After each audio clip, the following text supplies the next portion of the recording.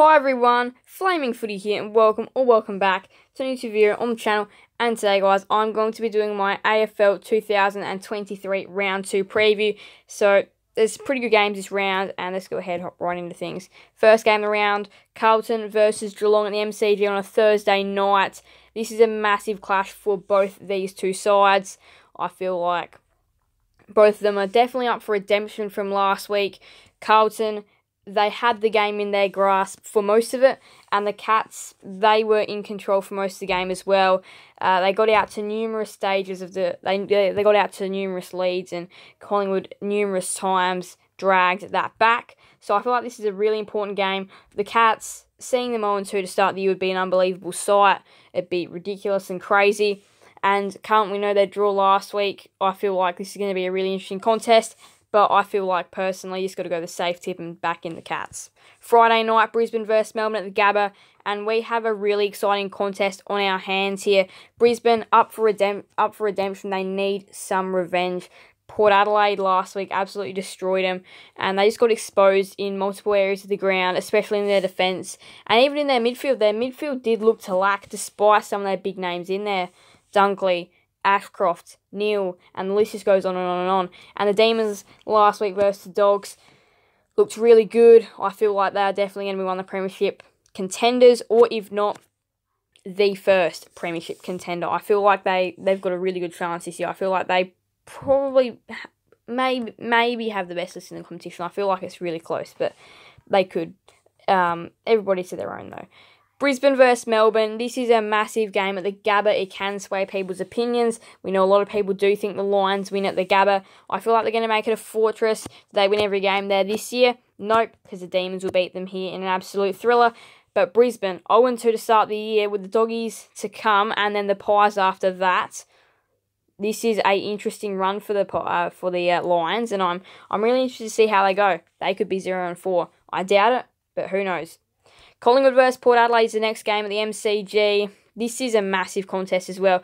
Now, these two sides last week, I personally felt like from round one were probably the two best sides last week. They probably played the best and probably played some of the hardest teams, and you could consider both these two sides recorded upset wins last week as well. Against everybody's odds, against the odds win for both these two sides. Collingwood in the last quarter absolutely came out blitzing against the Cats to put them away and win by just over 20 points. And Port Adelaide in that third quarter had all momentum flowing their way to record a upset, stunning win over the Lions. Now, I feel like this is going to be a really close game. Collingwood, we do know, can get scored against reasonably quickly based on their ball movement and game they like to play. I think this is going to be an extremely close contest. I think Collingwood are going to go back to what they did last year just for this game at the moment and win a thriller by 3 points. The Crows and Tigers is the next game at the Adelaide Oval, and Adelaide need to respond from last week. They were poor, they had a lead, they should have put the game away early and failed to do so, and then they let the Giants, the door was ajar for them to just stick their foot in and keep themselves alive, and they did exactly that and ran away as 16-point winners. This week, though, the Crows, back at their home deck, the Adelaide Oval, I feel like this is a really important game for them. This is almost make or break for their year. This is a really good look ahead at their year. I reckon this game could potentially sum it all up. They lose by 30 or more points and they're in a bit of trouble. If they win, I feel like their season could potentially be back on the road.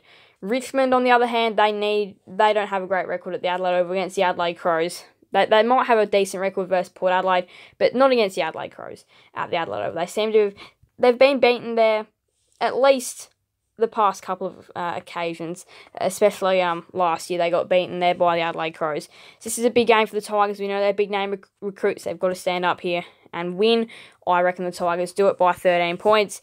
Doggies Saints, the first Saturday night game at Marvel. St Kilda, we'll start with them. Last week showed some amazing signs versus Fremantle. Ross Lyon looks to have a brand new game plan.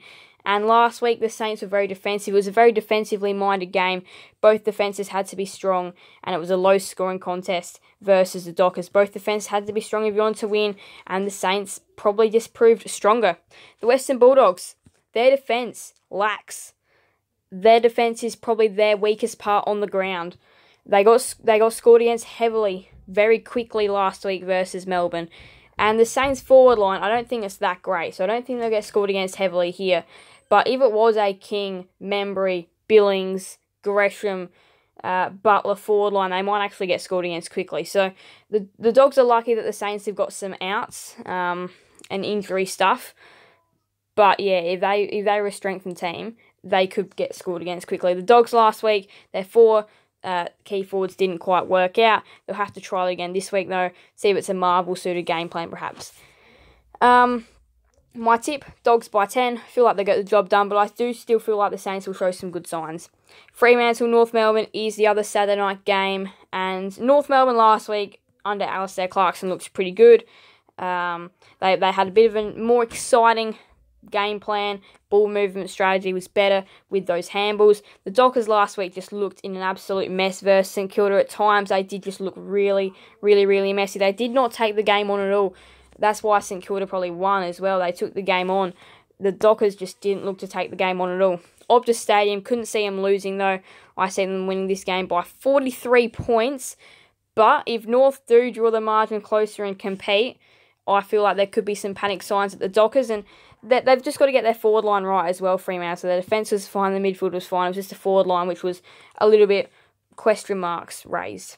Sydney vs Hawthorn is the next game on the Sunday, and I feel like this could be the biggest win of the round and perhaps the biggest win we have seen so far this year. Sydney at the SCG is a dangerous site for any side going there. It's really tough to beat them there, and for a team like Hawthorn who don't really have a lot of experience, who don't have a lot of games, they've got an average age, the youngest in the competition. This is alarm bells ringing for Hawthorn. They could get scored against. They could get scored against very heavily and not put a significant score up on the board. They scored 65 last week versus Essendon. And Essendon's defence is okay. It's not like the best defence in the competition. So I feel like they're going to have trouble scoring against these better defences. And Sydney have set up perfectly fine behind the ball. They were really good versus the Suns. I feel like they'll be able to win this game pretty comfortably and have a big margin of at least probably 65-point win. But I reckon it'll be more 70, 75, etc, etc. Essendon versus Gold Coast at Marvel is the next game. And Gold Coast last week did not look great against Sydney. They just got exposed all over the ground. They more relied on luck. The Bombers, however, against the Hawks looked really good. Their defensive pressure was better. Brad Scott looks like he's going to use a decent game plan. Their forward line did do pretty well.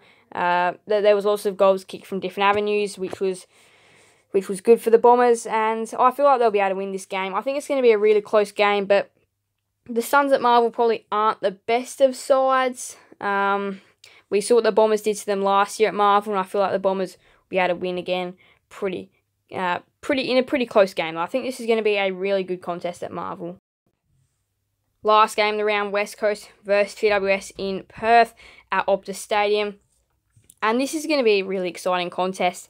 West Coast at Optus, I feel like they'll probably win most of their wins that they get this year, whether that be 4 wins, whether that be 3 wins, whether that be 5 or 6 wins. I feel like most of those wins, at least 60, 70% of them, depending what numbers we're talking about, will come from Perth. They are a better team at Optus, and the teams they seem to play there every year, North Melbourne, Essendon, teams like that, don't play well at Optus. So I feel like it does give West Coast a bit of a win. We haven't seen the Giants at Optus for a little while, it feels like now. It feels like a little while since we've seen West Coast versus GWS at Optus. And I thought this is going to be a good game just because GWS last week were fine. West Coast last week were alright. GWS are obviously better. But in Perth, I think it could be a different story. So that's why I've gone. You could say the upset tip, West Coast by 9. Alright, so my tips are Geelong, Melbourne, Collingwood, Richmond, Western Bulldogs, Fremantle, Sydney, Essendon, and West Coast. Here is the ladder after round 1, so I'm just going to go through that really quickly. Feel free to pause if you need more time. And if you've seen my tipping video, which if you haven't, make sure to go ahead and watch that now. This is what I think with my results, score for score. This is what I think the ladder will look like after round 2. Alright, thank you guys all so much for watching. Make sure to leave a like and subscribe and hit that notification bell so then you guys will never miss another video on the channel. Thank you guys all so much. Bye everyone. Flaming Footy out.